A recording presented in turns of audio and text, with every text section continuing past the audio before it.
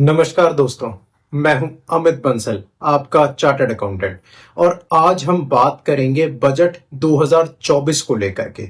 आखिर निर्मला सीतारमण जी क्या लेकर के आई हैं आपके लिए, उसके बारे में समझते हैं। और ये बजट लागू होता है फाइनेंशियल ईयर 24-25 से।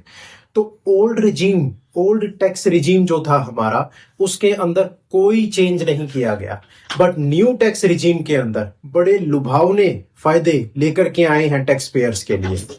यानी कि आप अगर स्टैंडर्ड डिडक्शन लेते हैं 50,000 रुपए की, तो न्यू टैक्स रिजीम के अंदर वो स्टैंडर्ड डिडक्शन हो गई है 75,000 रुपए।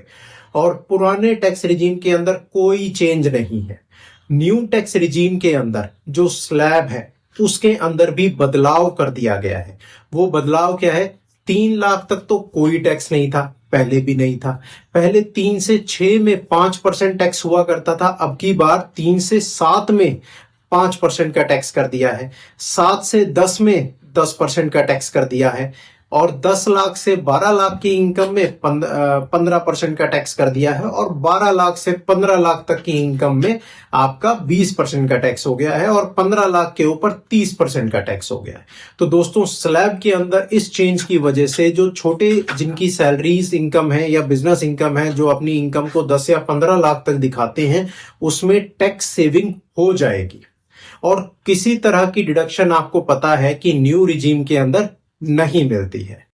दोस्तों, अगर आप स्टॉक मार्केट के अंदर इन्वेस्ट करते हैं और आपको स्टॉक मार्केट के अंदर शेयर्स पे शॉर्ट टर्म कैपिटल गेन होता है, तो ध्यान रखिएगा 23 जुलाई 2024 तक उस शॉर्ट टर्म कैपिटल गेन पे टैक्स था 15% का। और 23 जुलाई 2024 के बाद अगर वो शॉर्ट टर्म कैपिटल गेन हो जाएगा तो उसके ऊपर टैक्स लगेगा 20%। अगर उसी स्टॉक मार्केट के अंदर आपको लॉन्ग टर्म कैपिटल गेन हो रहा है, तो दोस्तों 23 जुलाई 2024 से पहले टैक्स लग रहा था 10%, और उसके बाद अब टैक्स लगेगा 12.5%।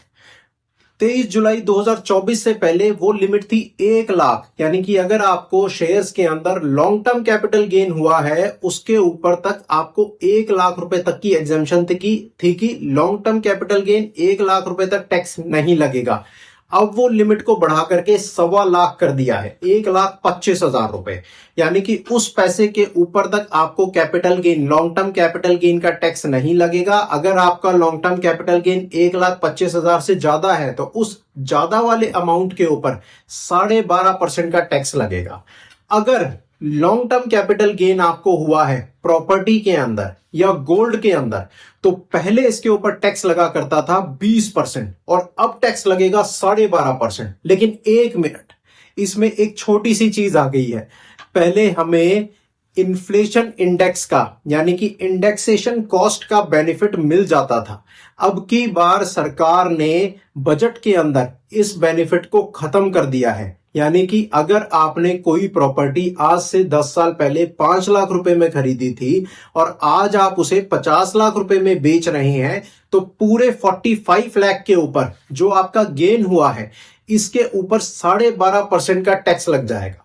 और पहले क्या होता था, हम 5 लाख को इंडेक्स्ड कॉस्ट के थ्रू बढ़ाते थे, जो कि 15-20 लाख तक आ जाता था, और उसके बाद उसे 50 लाख में से कम करते थे, और उसके बाद उस गेन के ऊपर 20% का टैक्स लगाते थे। और मेरी कैलकुलेशन ये कहती है, जब हम इंडेक्स कॉस्ट के थ्रू 20% का टैक्स लगाते थे, तो वो बेनिफिट हमें मिलता था, उसके अंदर हमारी टैक्स की सेविंग होती थी।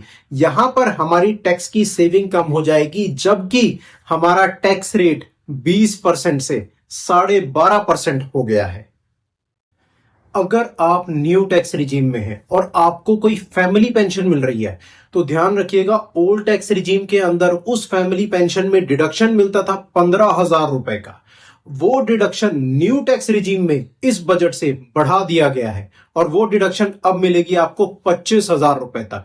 ध्यान है ना, वो deduction 1/3 of the family pension amount, और 15,000 जो पहले था अब हो गया है 25,000, विच एवर इज लोअर, वो डिडक्शन आपको मिला करेगी। अब दोस्तों, जो फॉरेन कंपनीज होती हैं, उन फॉरेन कंपनीज के ऊपर टैक्स रेट लगा करता था 40% का, और अब टैक्स बजट ने कर दिया है 35%।